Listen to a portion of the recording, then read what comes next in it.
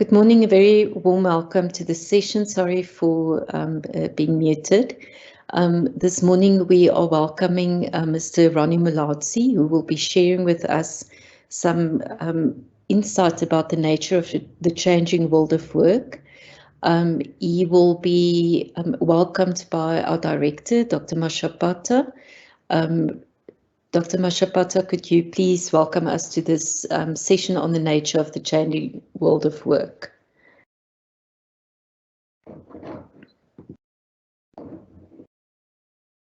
Thank you very much, Ms. Daisel. Greetings, Ms. Makanya, Mr. Mzope, the team from the Directorate for Counseling and Career Development that are responsible for organizing and setting up all of this. Thank you so much. And to our students who have joined to listen to our guest this morning, and to our esteemed guest, Mr. Mulaudzi, who will be appropriately introduced by Ms. Makanya. I want to extend a warm welcome to all of you to this exciting presentation this morning. When I looked at it about the nature of the changing world of work, I think this is a very appropriate and relevant presentation given the times which we find ourselves in, where technology has introduced another aspect of how we work, and also I think how we prepare ourselves for the world of work will be very important. One of our objectives in the Directorate and UNISA as a whole is to teach and also inculcate in our graduates employability attributes, which we call graduateness, so that as they leave the institution, they're not only equipped with the qualification or certificated, but also possess the skills that are required for the challenging and ever-changing world of work. I welcome you all, and I believe when we reach the end of today's presentation, we will be better equipped for the world of work out there. Thank you so much. Welcome, and relax, enjoy the presentation. All of the best. Thank you. Thank you very much, Dr. Mashapata. We now have Mrs. Makanya, who will just be introducing Mr. Mulaudzi to us. Good morning, ladies and gentlemen. It gives me honor and a pleasure to introduce our speaker for today. He is a well-rounded business executive with wide-ranging skills. He has a passion for sharing knowledge, empowering others, especially youth. He also carries a wealth of knowledge from his experience working in various roles in the public sector and the corporate world. Our speaker is also a gospel music recording artist. Ladies and gentlemen, I would like to call upon Mr. Ronnie Mulaudzi to the virtual podium. Thank you.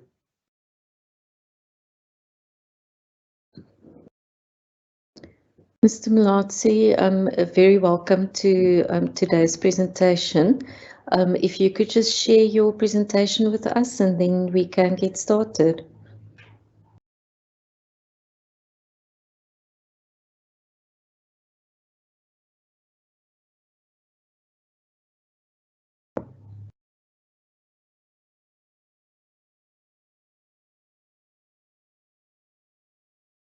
Mr. Mulaudzi?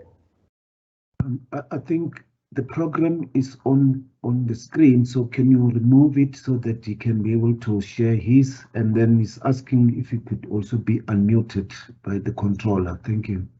Okay, thank you, Dr. Mashapata.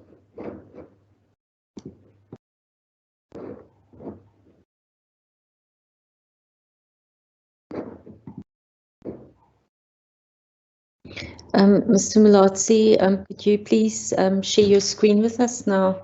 Yes, good morning. Thank you very much. Yes, now I'm enabled to talk and to share my screen. So if you give me a second. Thanks.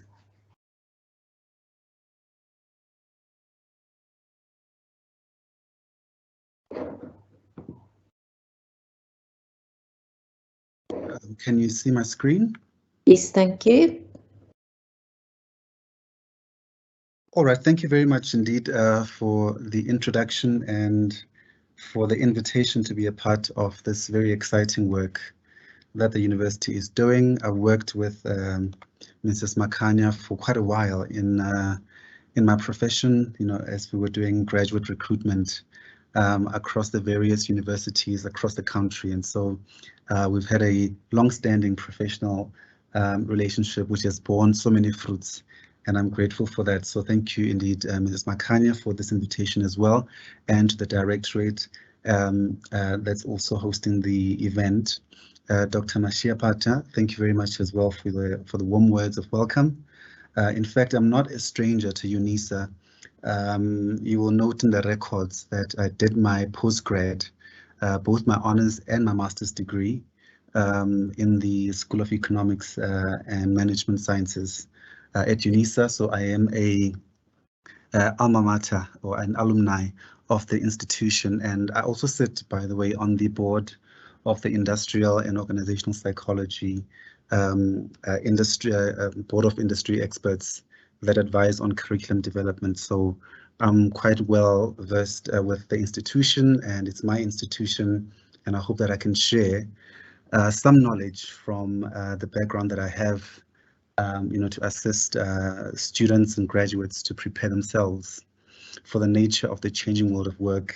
And Dr. Mashiapat has touched already on some of the issues that we're going to be looking at, such as graduateness, which, by the way, was my topic for my master's dissertation. So very familiar and affair with that topic and its relevance, I think, in this discussion today.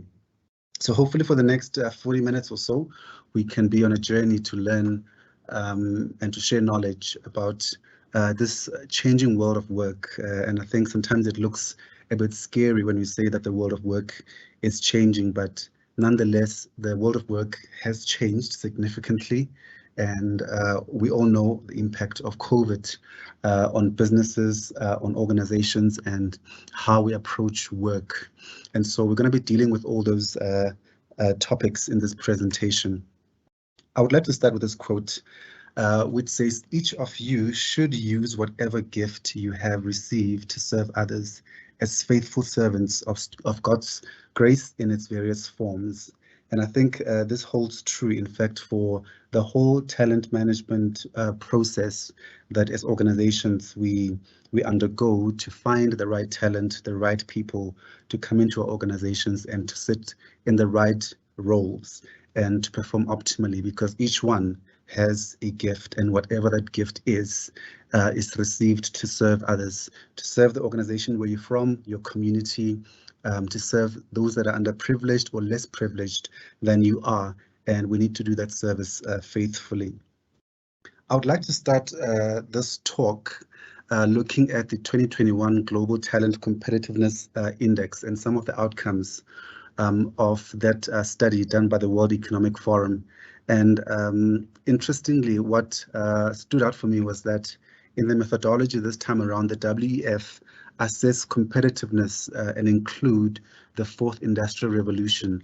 And it emphasizes the role of human capital, innovation, resilience, and agility. And I think I've put those in bold because those words become important later on when you talk about graduateness and graduate skills and attributes that are relevant in the world in the 21st century world of work, essentially. So the fourth industrial revolution, I think most of us have heard this buzzword for the last 5 or so years. And at the time when it started to become an issue for us to look out for, or a macroeconomic issue, let me put it that way, it seemed like something that was very far away. But if you look at how we work now, we are in the fourth industrial revolution. We might not be as mature as first world countries, but nonetheless, the pandemic of COVID made us, it catapulted that progress or that speed for us to, to participate in the fourth industrial revolution quite quickly, and sometimes, at no warning actually. So the world has changed, and the fourth industrial revolution is a reality. We are where we are right now.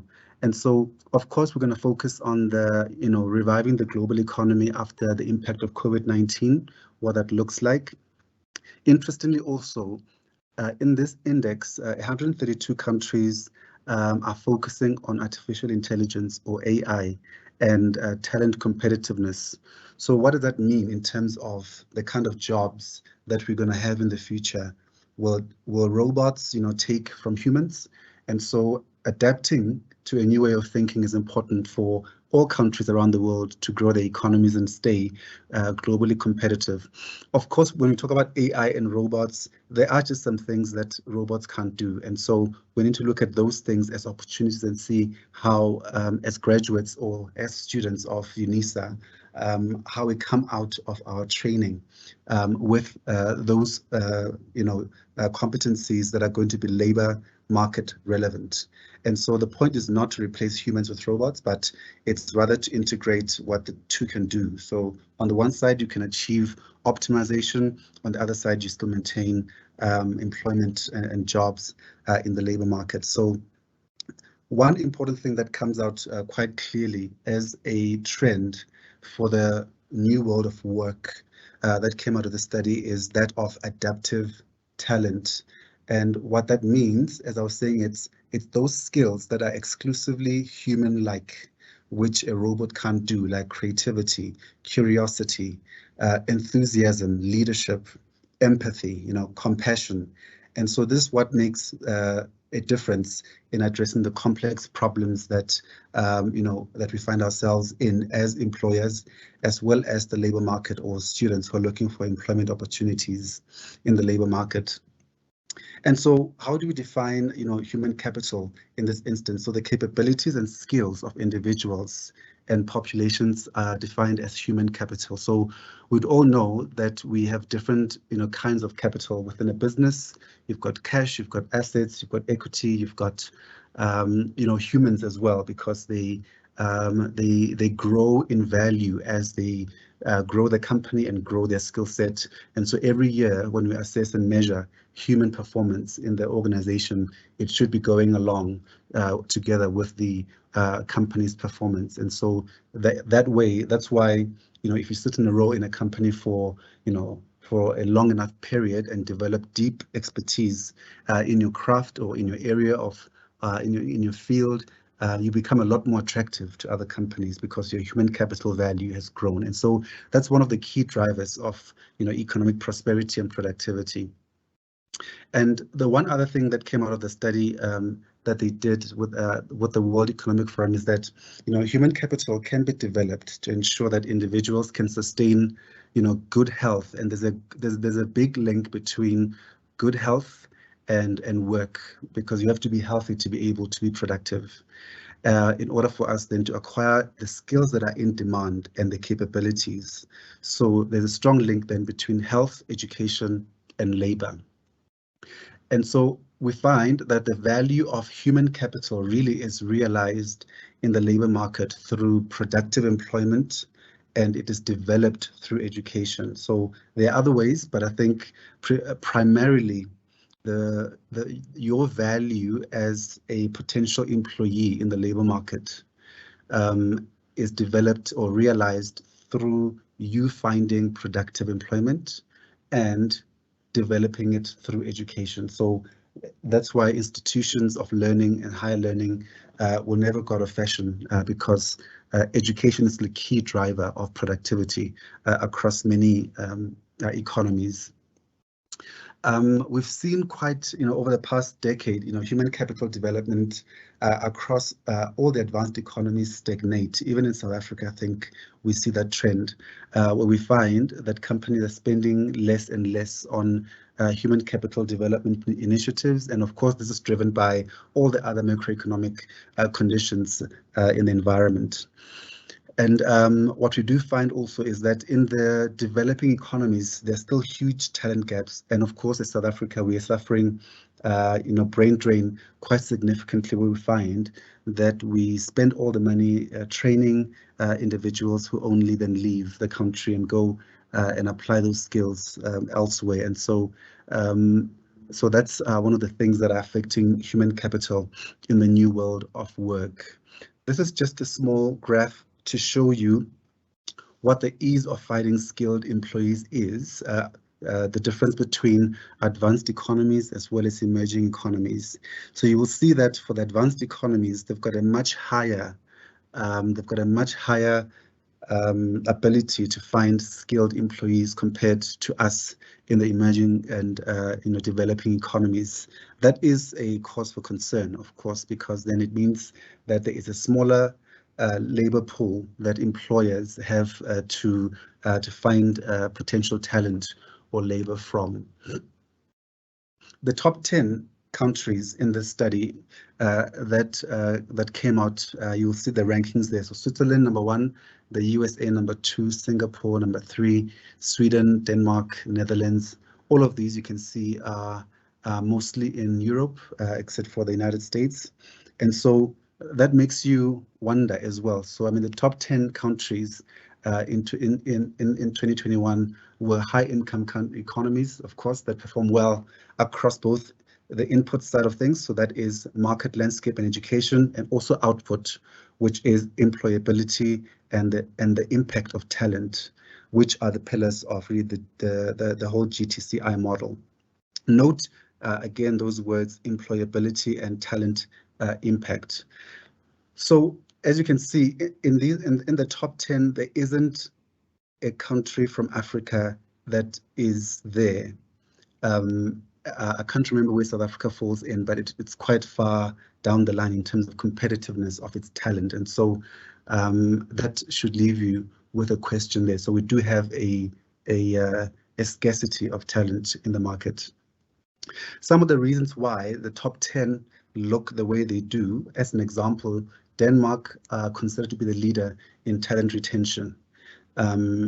Singapore, as an example, they are considered to be leaders in high robot density or AI, artificial intelligence density. Switzerland, they are leaders across all input and output pillars. So the only thing is that in Switzerland, they lack in transformation in terms of gender equality and minorities.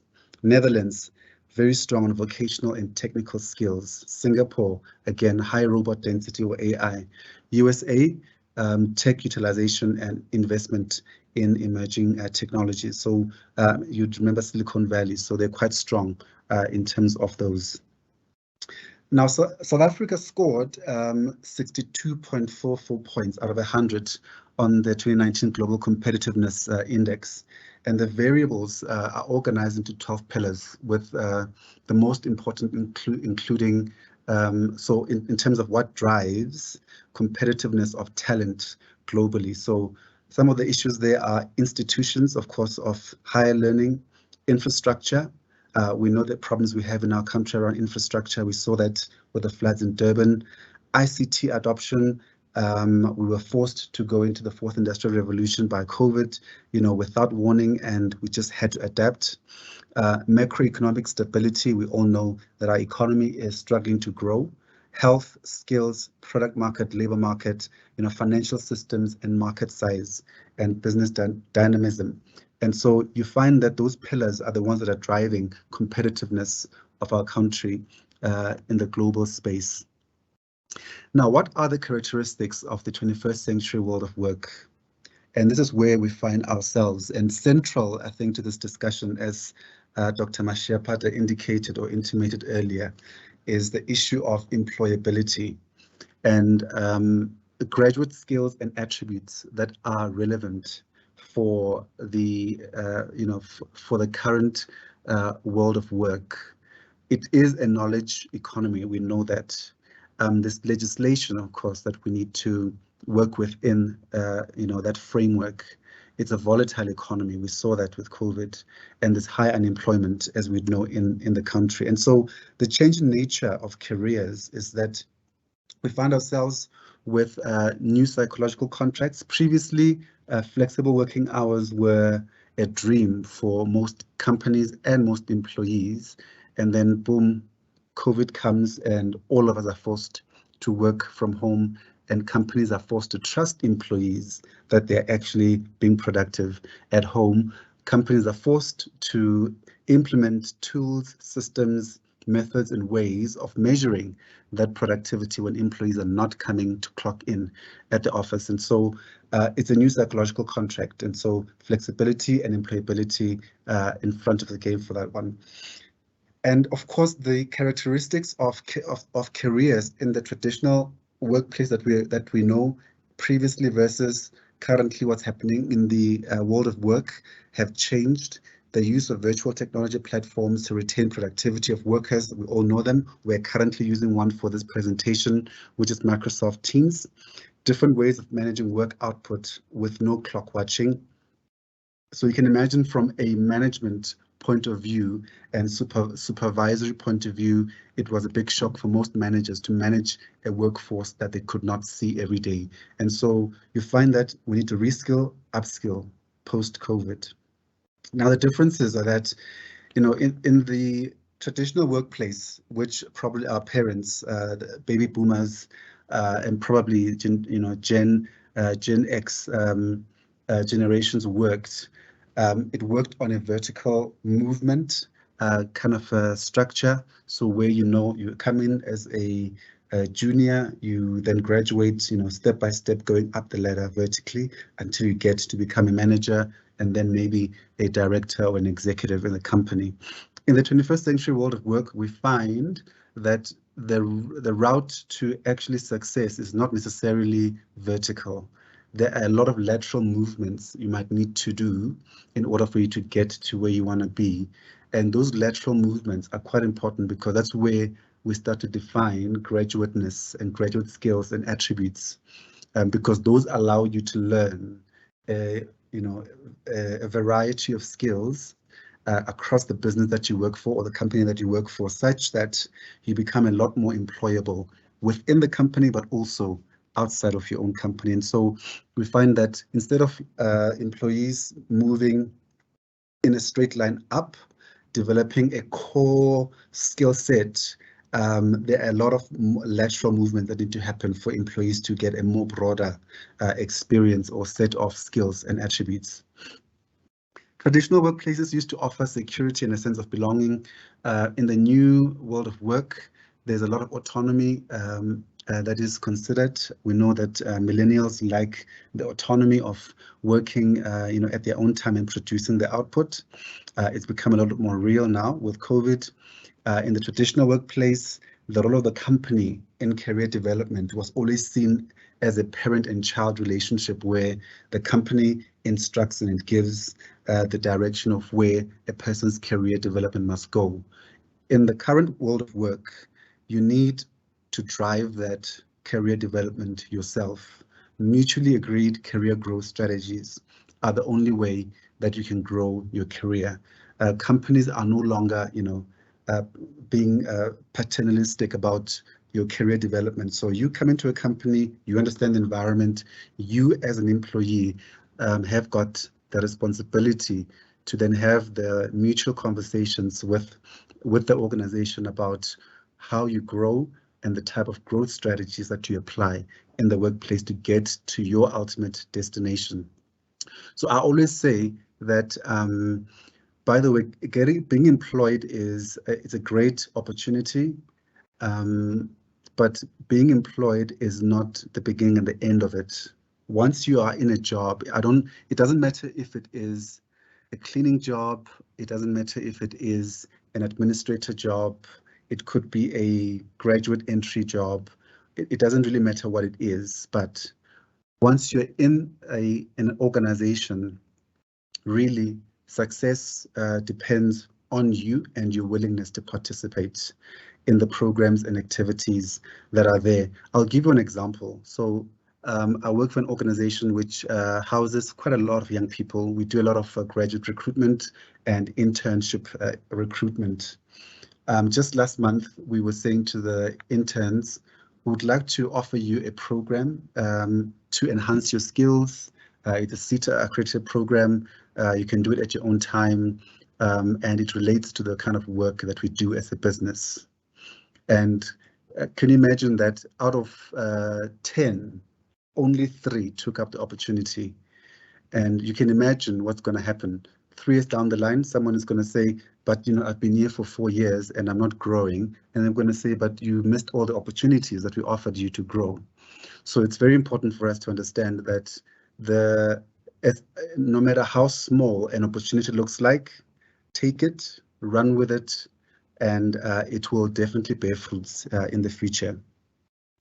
And I think the other thing about, you know, how the world of work has changed is that we no longer really can say that we've got lifelong employment, not unless if you're in the public sector, but in private sector, lifelong jobs no longer really exist. And so you've got high career mobility, especially within industries. So if we look at banking or financial services as an example, you'll find that there's a lot of talent exchange between you know, institutions in that sector. And you find that once someone works, you know, for this bank for 2 years and moves across to the other bank for 3 years, moves to the blue bank for another, you know, 4 years and goes back where they started. And so there's a lot of career mobility that usually happens. And so those are some of the issues that as students or as graduates, we need to consider about the world of work. Now, we've spoken a bit about employability and graduateness. So what are these things? And these are important terms for us as graduates to remember. Employability really talks about the extent to which an individual may obtain and retain employment by evaluating their own skills and abilities in relation to how they perceive an organization may respond to them as individuals with varying characteristics and attributes. So essentially, employability talks to the extent to which you as a graduate believe that you can obtain and retain a job by looking at your own skill set and abilities and saying, this is the value that I bring to the table if you give me a job. And then what also then links up to that is how that relates, because you can't just be overly confident. So it must relate to how you believe the organization that you are chasing or that you'd like to be a part of perceives your value and your own individual, a unique value proposition that you bring. That is employability, essentially. And that is very, very important because outside of the certificate and the degree that you get, you need to be sure about what you bring to the table. And you need to be able to say within yourself, if an employer is looking at my CV, will they have the same conviction about my skills and attributes and my abilities in responding to what that employer needs? So that's employability, and it's got, as you can see, it's got nothing to do really with the outside. It's an internal process that you must go through as a graduate, as a student. Am I developing, I'm in second year, am I developing the right skills that are going to be applicable to the companies that I'm going to apply to? You know, have I done my research to understand what those companies do, what skills they're looking for, what changes are happening in that sector, etc. So that is your job to do so that you are employable. The university is only going to be able to give you the credential that gives you standing, you know. So when they say we need a certificate in X, you can produce it. But employability is more than that. So you need to say to yourself, over the 3 years, 4 years, 5 years, I'm in this institution of learning. Am I going to be able to back up how I show up, essentially, to a potential employer? And then we come to graduate skills and attributes. And I think I'm dwelling on this thing of employability because it also has to do a lot with someone's own self-confidence. So psychologically speaking, if you have, you know, if you've grown up in an environment where you were not affirmed it will be very difficult for you to even start, having this conversation about employability, because already you come with a mindset of defeat.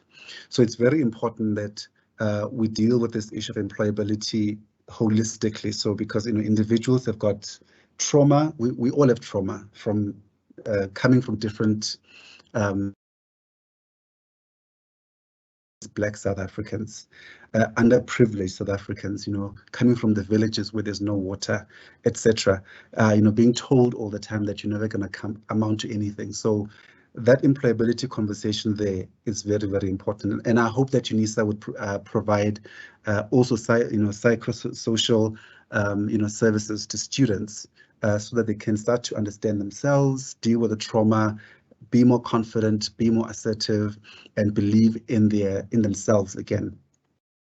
Okay, graduate skills and attributes. These are generic transferable skills and attributes which contribute to the employability and work readiness of an individual. So the two work hand in hand together. So once you've done your self-assessment and said, yes, I believe I am the right candidate for a particular opportunity or job, then I go to what are the generic skills and attributes that I believe can work for me in this environment. Am I ready as an individual to take up a particular job? So I think that really, wraps up our conversation about employability and graduateness. Very, very important. And I know that UNISA is very passionate about this. My professor, Melinda Kutsia, has written, many articles on the subjects. So how do you determine employability? We've spoken about some of these things. So confidence to be retained during a downsizing. So we saw a lot of companies during COVID downsize, and retrenchments were happening all over the show. The effectiveness of my network in advancing my career goals. So do I believe I've got a strong enough network to advance my career goals? Awareness of internal and external job opportunities. So if you're already inside an organization, let's say you're at an entry level, you're an intern, are you aware of what's happening internally and externally within and outside your field of expertise? Transferability of my current skill set into a new role, inside or outside current organization. So that contributes to your employability as a measure. The ability to acquire new skills to enhance employability. We spoke about being adaptable at the beginning. All of us had to adapt very quickly to work, away from the office. And so those are some of the skills that are important in the new world of work. You cannot just say, I'm used to doing work this way. If there are new ways of working and these are going to change continuously, of course, as the environment changes, we'd have to adapt very quickly and still be productive and perform and give the required output. Confidence in obtaining a similar role outside your current employer, confidence that current skills would be sought after in the job market. So those are all factors that contribute to your employability.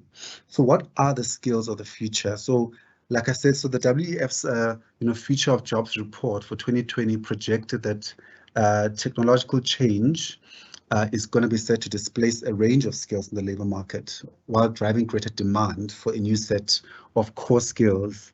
And these skills, we're talking about, some of them are hardcore skills, but some of them are quite soft skills. So analytical thinking, creativity and critical thinking, as well as skills in the use and design of technology, which we call digital skills. So these are some of the future skills that are going to be required in the new world of work. What is the employability framework? So of course, you've got three levels there. You've got our government who provide policy. We know the skills development agenda in South Africa, which forms part of what organizations have to comply with in terms of BEE laws, employment equity, and all those good things. So there's a national, workforce planning framework that is driven by government policy. Then you've got HR and the psychology of careers. So this you find then in the companies and organizations that employ people.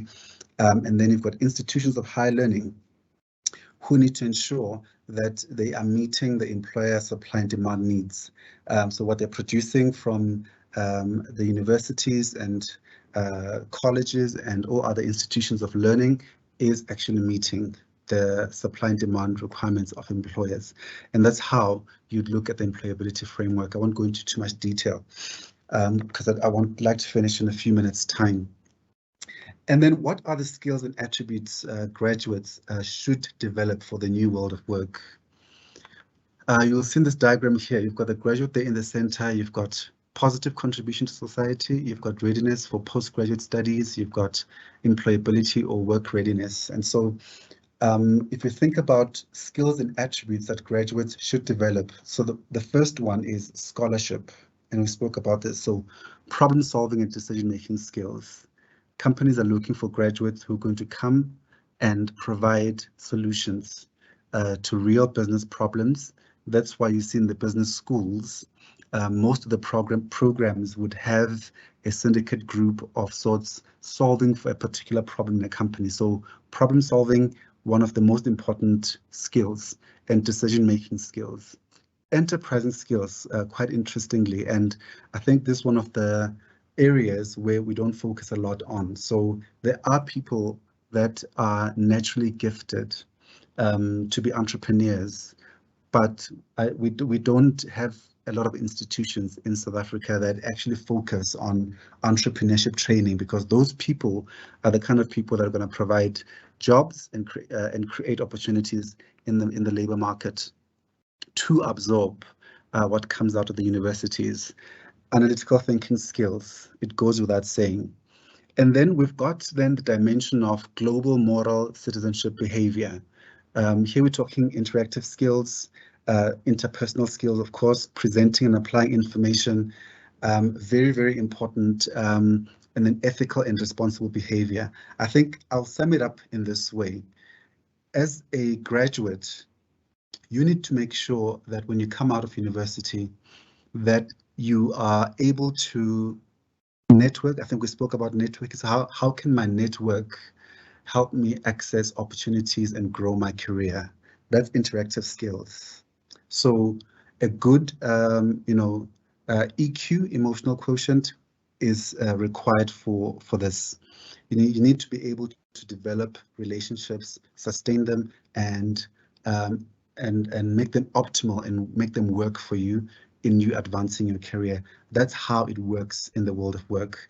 If you get there, you are isolated, you don't participate in what's happening in the organization, nobody will notice you, nobody will know you're there, and nobody will give you an opportunity.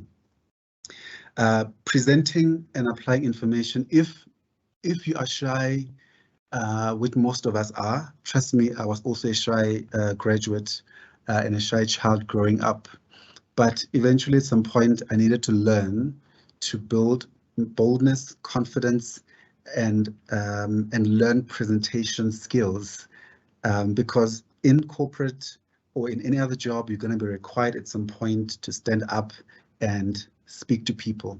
And so presentation skills and applying information, so synthesizing information that you get in the business or in your context and presenting that, those are some of the most important skills. We've seen executives who can't do this and their career growth becomes stunted, of course, because then you need to be able to present and speak with authority and influence, so that you can advance your organization or where you work forward. Ethical and responsible behavior. I think we do know that we are suffering as a country from good ethical leadership in all sectors, whether it's politics, whether it's financial services, whether it is academia.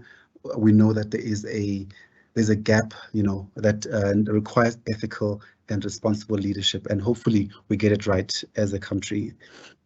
Lifelong learning attributes. This, I think, speaks to everything, because you need to have an orientation of continuous learning. You cannot arrive at, in a new job, in a new company, and say that, I know what I know and that's it. You need to continue to learn. Learn about the environment that you're in, learn about the environment outside, because you're, as we said, lifelong careers don't exist anymore. So you need to be able to say, what am I learning in this current job that is going to help me advance into a different job in another company or within the company that I'm in right now. And then goal-directed behavior. So have a plan. Have a plan, as simple as that. Have a plan. Things are not just going to fall in place or just happen. You need to have a plan about, especially when second and third year, have a plan about, this is the field I've chosen. Who are my potential employers? Or am I going to be the one to create employment for others, enterprise and skills? If I want to work, what does the landscape look like for me in my field of study? What are the opportunities there, if there are any? What is the demand for my skill? What differentiates me from other candidates? So I mean, it's a lot for you to think about. So do have a plan and make sure that you can say comfortably, I'm employable. And this is why I say I'm employable, and have that vision written down. I think we've spoken about a lot of these things and what should be, outcomes of some of the issues we see. Here, I just want to touch on a few things. So the employability and graduateness conversation, really, it requires for us, both as students and academic institutions, to ensure that by the time we come out of university as graduates, that we are work ready and that we are sure that we're going to meet industry or employer demands, because those are going to be there. They're changing all the time. And so we need to make sure that we can do that. I would also say, from an academic point of view, we should not only focus on teaching technical competencies and field-specific knowledge. So a broader scope of generic or transportable skills could benefit graduates when they finish their programs of study, because the world changes so fast that a core skill, and one example I could make maybe in this regard is you'll see that a lot of people that studied finance or did CASA as a stream nowadays can be replaced by engineers and project managers who've done an MBA. And so there's a lot of cross pollination there of how curricula doesn't have to be so rigid and specific to a field, because the market you're going to compete in is so much broader. And so someone that comes with a more generic set of skills then starts to look more attractive than you as a technical specialist. So curriculum adjustments, I think, might need to happen here and there, or additional supplementary programs where graduates, before they leave, are taught, other skills to help them integrate better into the workplace. I think that's probably what I will say in terms of that for now. I then looked at what is most in demand in terms of skills in South Africa. So the latest research, shows that the most sought after skills at the moment in the South African job market, first of all, software development, digital skills. We spoke about it earlier. So the demand for software developers has been growing. And I can believe this because I've been looking for a software developer for over a year and I cannot find one. Either I cannot find one or can't afford one, which is, quite a predicament. But these are some of the skills that are in high demand. So if you're going to think about a field of study, this could be one of them.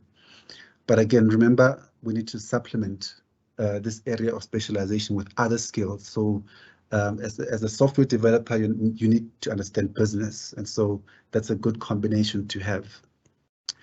And interestingly, management, especially the middle level, is also in high demand. And of course, people supervisory skills are in short supply, especially the middle management level. And then sales and consulting, or sales consulting, demand for sales reps has increased consistently. And so that's one of the sectors that is in high demand for skills. Now, what are some of the job search tools that you can use to advance your career and to find meaningful work? I'm sure you know a lot of these. There's the social media side of things. There's also then the more professional career side of things, where you register your CV and you will see that they'll give you a form that you fill in. Sometimes that form is very helpful because they're going to ask you key questions about what skills do you have, what experience do you have, and so it's very important to start thinking about them. So visit some of these sites, look at the questions they ask you, ask yourself, okay, when I'm submitting this form, the person at the end of this process, when they read my application, are they going to see blank spaces, or are they going to see meaningful, set of skills, even if they are elementary, even if they're entry level, but they're going to see something. They'll see leadership. The person was an SRC, or the person was leading a student body, or the person was, volunteering in an NGO, in a home, whatever the case is. So I would advise you, go. These are just some of the ones, the bigger ones. Go and check there. You will see they'll ask you a set of questions when you register. Check those questions. Those questions could also be keys or clues for you to understand how ready you are for the world of work. Now, LinkedIn, very important. And I've seen so many mishaps on LinkedIn, especially from students. LinkedIn, guys, is not the same as Instagram. It's not the same as Facebook. It's not the same as WhatsApp. On LinkedIn, you want to demonstrate a very professional outlook. So if you need to go and get someone to take a proper professional photograph of yourself, please do that. Selfies on LinkedIn and pictures that look like you had a wedding on LinkedIn give a very, very unprofessional sense about you. So, like I said, remember and we're going to talk about it in the next section for a few minutes and then close. Most employers are on LinkedIn. Most employers that use headhunters are on LinkedIn, and they look at profiles continuously and they assess. The first thing obviously that you're going to look at is the picture. Is the person looking presentable? Is it someone that you'd like to meet? And of course, then look at the content of what you've put in there as well. So LinkedIn, please keep it professional. Even when you reach out to other people or potential employers on LinkedIn, keep it very professional. Use formal language. Dear sir, or dear Mary, if that's the name of the person that you're looking at. Maybe they're the HR manager in a company that you're interested in. Be formal about your message to them. Don't say, hey, I'm a graduate from UNISA. I studied LLB. I would like to know if I can get a job there. Anything will do. Please don't do such things, because we see them all the time when we recruit for graduates. Sometimes graduates, even on emails, they'll just attach a whole string of documents with no covering letter, no covering email, nothing, just a whole series of documents that have been attached. That's very, very unprofessional, and it shows up in the most negative way to an employer. So these are some of the job search tools. I'm not discounting the other social media tools like Facebook, because sometimes we do advertise, especially for graduate programs, on Instagram. So you find that the company has got an Instagram page, we advertise there, Facebook the same way. And sometimes you might just find a poster on a friend's WhatsApp, which says interns required here or learnerships here, and you pick it up from there. But the more formal one being LinkedIn. So as we draw to a conclusion, what's the approach of companies to talent acquisition in the new world of work? You'll find that most companies might have their own in-house careers portal on their website, where you go and load your CV, or they ask you a series of questions and you fill them in. Most of them will put their jobs online on the job boards like LinkedIn, like PNet, like Career Junction, like you saw previously. Some companies, especially for the senior roles, will use headhunters outside of the company to look for talent for them. And sometimes this could also be for entry-level talent for management programs. Remember, we said one of the skills that isn't demanded in South Africa is management. Sometimes companies will recruit graduates particularly for a need that they have at a level of management, either junior or senior, or they're looking at people that can fast track into more middle to senior management roles in 2 to 3 years' time. So headhunters, they are on LinkedIn looking for talent there. So make sure that you are presentable. Word of mouth, of course, through other employees of the company, so you can find out about jobs through that. Newspapers and career magazines are falling away, and other ways of print media to advertise jobs. Of course, for public sector, because they've got a much higher level of transparency that they need to uphold. That is still very big in public sector, advertising in newspapers. However, most corporates are digitally based, and so that's where you would like to be if you want a job in the corporate sector. Public sector, you'll find it in the newspapers and other such public sector publications. Networking events, of course, if you're already in a job, or maybe you're in an entry-level job and you want to connect with other professionals, it's great to find industry events, networking events that relate to your sector or your field of study.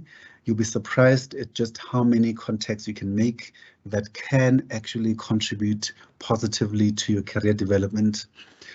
Remember, we spoke about this, so your networking ability can determine how far you go in your career. So don't ever underestimate that.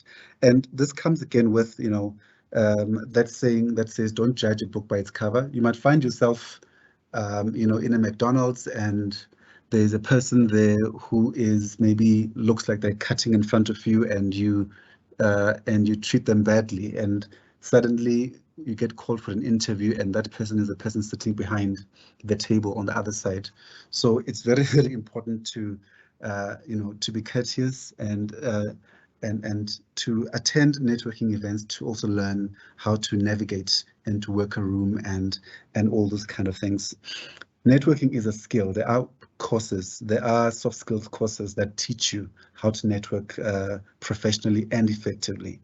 Graduate fairs, of course, with COVID, we've not been able to do those for quite a while, but you do know that companies sometimes do come on campus during the career fairs, and we present ourselves there. You come and talk to us and all of those things. So that's the other way that we reach talent.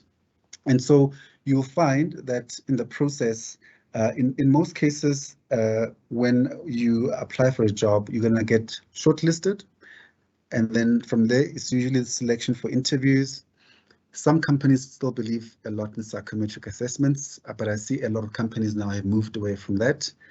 And then you get to a final interview, they do background checks on you and screening, and then you get a job offer.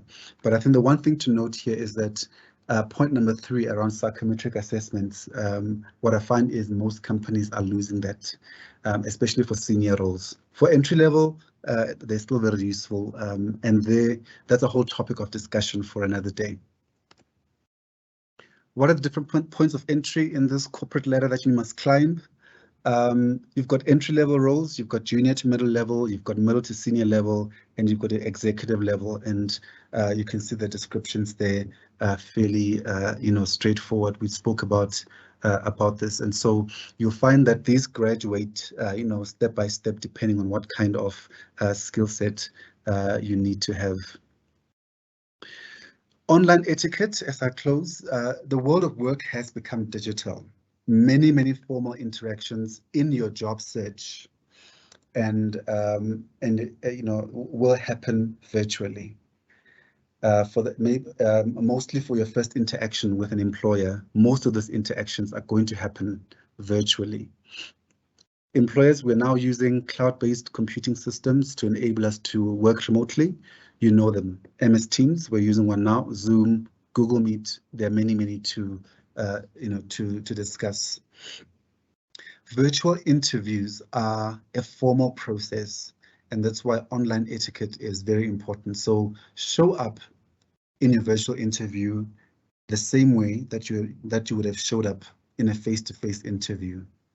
So in other words, we don't want to make sure you are in a noise-free area, a professional background. We don't want to see, curtains of your bedroom or hear people outside of your house shouting or the dog barking. So your first interaction with an employer these days might be virtual in most instances. Make sure that you are prepared for that interaction so that it's professional. Make sure you're at a place where there is a solid Wi-Fi connection and that you've got data. If you need to ask your guardians or those that look after you for data for that call, make sure you've got it so that your connection is solid and there are no interruptions. Acknowledge everyone on the call. So if usually it would be more than one person that would come on the call, acknowledge the whole panel that on the platform so that everybody can receive the same courtesy, and prepare as you would for a face-to-face interview. It is not a video call or it's not a social call. Do not be moving around, and just be focused. Find a spot that is professional and make sure that you give that employer the best possible presentation of who you are. So summing it up and closing, so education, of course, I think we see it's still a critical factor. We saw it in the WEF study and the global competitiveness for talent study as well. So education is still going to be your entry into any opportunity. There has to be a relationship between industry and what academia is producing that we know. There has to be a lot that government do in terms of policy frameworks to enable the whole environment and employers, workers, and the state to work together effectively. So government policy must make sure that we can develop the right talent, create infrastructure that enables people to get to schools, feeding programs that ensure that people have got, a healthy diet. We saw that there's a relationship between productivity, health, and employment or labor. And also the last thing is, I think, improving the awareness of young people. It's very interesting that we live in a digital age and most young people, most graduates are on at least 4 or 5 social media platforms. And however, their awareness of what it takes to make it in their profession usually very, very low. But of course, aware of all the other social issues that are going on around them. And so we need to really make sure that young people, when they leave varsity, have got a much stronger sense of awareness of what is required for me to make a success of the time I've spent at this institution of higher learning. And so I think that brings me to the end of my conversation with you. Thank you very much. It was a great pleasure to be on this platform. I'll take any questions if there are any. Mr. Mulaudzi, thank you very much for your presentation. We've got a couple of questions. I'm just going to share them on the screen so that we can just give you some opportunity to look at, how we could respond to them. Okay. Okay, so perhaps we can start. Sam asked, where's the best place I can find graduate programs? Okay, so this is an interesting one. Remember I said that, due to COVID, a lot of the graduate fairs were put on hold by the universities. And so I'm not sure if those are back yet. Maybe the Ms. Makanya can advise, what's UNISA's position on those. But I do know that a few institutions, and including the Graduate Institute for what's this? The SAGEA, the Association for Graduate Employers, hosted, several online graduate fairs or graduate program fairs, and so they had a number of employers presenting there on a virtual platform. So a number of those have they've moved them online. So you can find them probably on the company's website where you're interested in attending. But graduate programs, usually we would do them, we would recruit and come to the campuses, put up a stand, talk to the students about the company and the opportunities there. And that was the best way. At the moment, it's probably going to be about you looking at the company's digital space to see where the opportunities are for that company.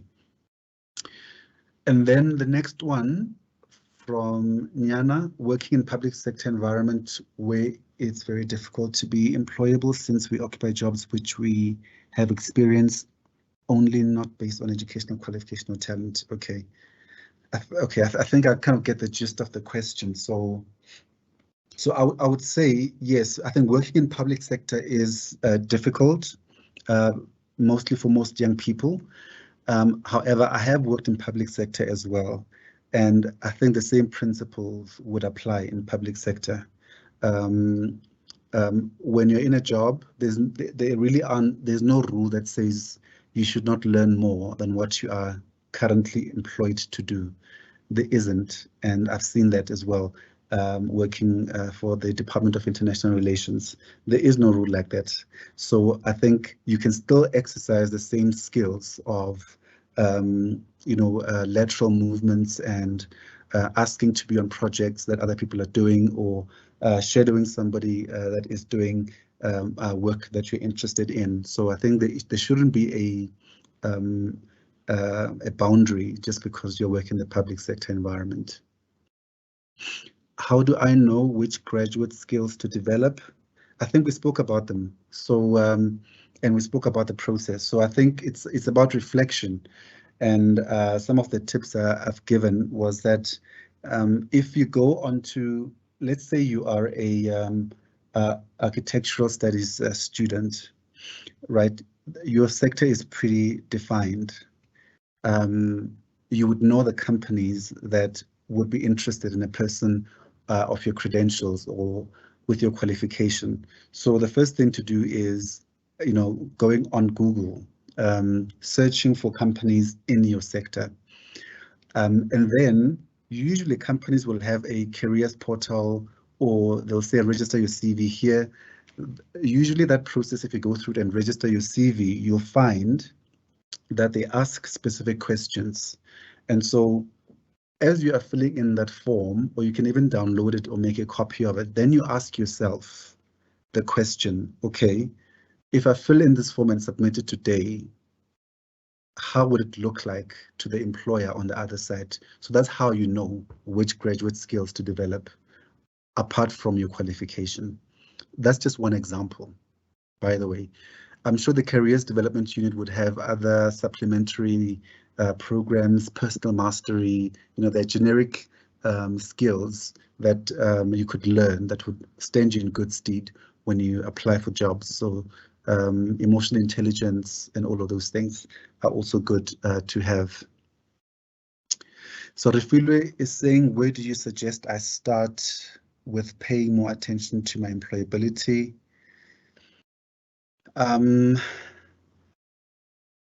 So I think, as we said, so there is a questionnaire, by the way, and I'm not sure if Dr. Mashepada is still here, but I do know that the Department of Industrial IOP would have an employability assessment questionnaire. That might be a good place to start. So I don't know, Mrs. Makanya, if you could maybe assist in that regard, because that assessment tool is very, very useful for a student, for them to understand their level of employability. So I would advise maybe that you connect them with somebody in the Department of IOP. They might be able to help with that. Professor Melinda Kutsi, I'm sure, might be very keen to assist in that regard. Wandisile says, can you share how I can use LinkedIn to build my graduateness skills? Yes, so LinkedIn also. So when you open a profile on LinkedIn, it will ask you a number of questions, and they've got categories. So they'll go with your bio first, then they come with your work experience, then they'll come with qualifications you've got, then they'll come with achievements, I think honors and achievements, special achievements, and then they've got you know, then a section for skills and other attributes that you might have. And so go through the whole process of opening an account on LinkedIn. You will see it will ask you specific questions, and those questions, again, the same way that I responded to Sam, it's how you get to see where the gaps are in your own graduateness or your employability. I hope that I've answered all the questions. Yes, those were all the questions that came through. Thank you very much.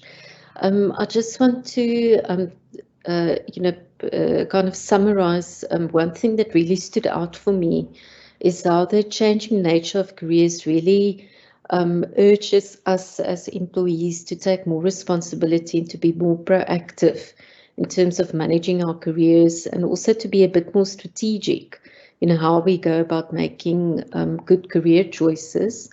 I also really appreciate how you highlighted the importance of psychosocial aspects, such as building self-confidence, which is very important, and that we also need to make a part of the employability conversation. So thank you very much from my side, but I will hand over to Mr. Mzobe, one of my colleagues, to do the official thank you.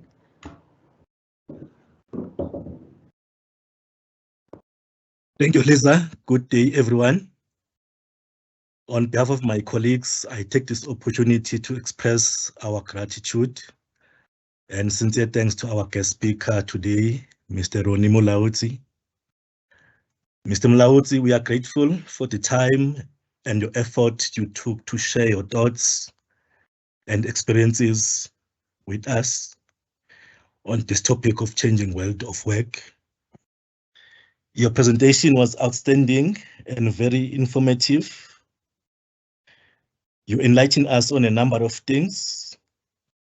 One of the things Lisa has already mentioned, but for me, you spoke about Global Talent Competitiveness Index 2021. You spoke about the skills that graduates should develop. You also spoke about the impact of robots and artificial intelligence in the changing world of work. You also spoke about the skills that are in demand in South Africa. You also spoke about employability versus graduateness. I can conclude that your presentation is of great benefit to our students. I think you equipped them with the necessary skills and to understand this world of changing work. Thank you so much, Mr. Mulaudzi. No, thank you indeed, colleagues. It was a great pleasure being here, and I hope that we've passed on some valuable insights and knowledge. It was a great honor. Thank you very much. Thank you very much, colleagues. Just an announcement from our side is, since somebody asked about how to find out about graduate programs, UNISA will be participating in the virtual graduate fair, which is hosted by SAGIA in collaboration with many South African institutions.